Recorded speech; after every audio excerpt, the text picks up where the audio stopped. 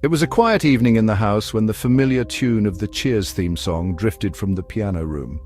The parents, sitting in the living room, exchanged puzzled looks. Their 5-year-old son had never taken a piano lesson, yet the notes were unmistakably clear. Curious, they walked into the room and found him at the piano, playing the same few notes repeatedly with surprising precision. "How did you learn that?" they asked, expecting him to shrug or laugh. Instead, he calmly replied, "The lady showed me." They froze. There hadn't been any lessons, and they had no idea who this lady could be. 5 years earlier, they had moved into an old house with a charm that hinted at a history waiting to be uncovered. In the living room, against the wall, stood an upright piano left behind by the previous owners. Its polished wood and worn keys told of years of use, though the stories behind them remained a mystery. For the wife, who played piano as a child, it felt like an unexpected gift. They decided to keep it, placing her own childhood piano alongside it in the room. From the beginning, the house carried a charming presence, and the piano, silent yet inviting, only added to its atmosphere. It was as if the home had been waiting for music to return to its walls. They appreciated the piano's presence, but often wondered why the previous owners had left it behind. As the years passed, their son grew old enough to reach the keys. He loved to tinker on the piano, his tiny hands creating melodies of playful chaos. They thought it was adorable, just a child discovering sound, but what they didn't know was that something far more unusual was happening. One evening, the couple was relaxing in the living room, watching a rerun of Cheers. As the familiar theme song began to play, they heard a sound that made them pause.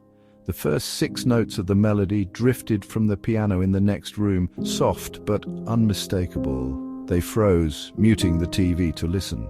Their son had never taken a single piano lesson, yet the notes were precise and unmistakable. Sharing a curious glance, they got up and walked to the piano room. There they found their young son sitting at the keys, calmly pressing the same 6 notes over and over. The repetition was deliberate, not the random tinkering they were used to seeing. "Did you figure that out by ear, buddy?" the father asked, smiling as he watched his son play the familiar notes. The boy looked up from the piano, his fingers still resting on the keys. With a small shrug, he answered casually, "No, the lady showed me." The couple hesitated, unsure of what to say, but before they could ask who the lady was, the boy turned back to the piano, continuing to play as if nothing unusual had happened. Who was this lady, and why did it feel like the piano and the house had been waiting for this moment? The days following their son's unexpected statement passed quietly, and life carried on as usual. They chose not to dwell on it too much, brushing it off as a child's imagination or an odd coincidence. The piano remained in its place, and their son continued to tinker on it now and then, though nothing else unusual happened. Later that week, while retrieving the mail, the wife struck up a conversation with their elderly neighbor, a man who had lived on the street for decades.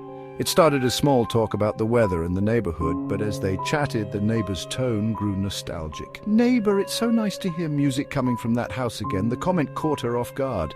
"Wife, again?" the wife asked, curiosity piqued. "Neighbor, oh yes, the woman who lived there before, Eleanor Morgan.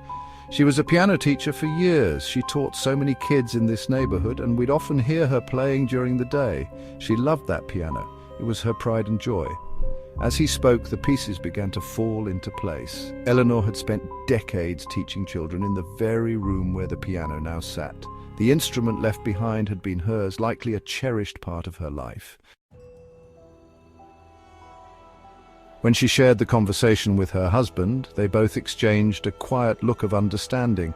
The piano, their son's sudden ability to play a tune he had never been taught, and his mention of the lady, it all seemed to connect in an unspoken way. They chose not to bring it up again, leaving the mystery as it was. Whether their son's experience was a coincidence, his imagination, or something more, the piano had taken on a new meaning.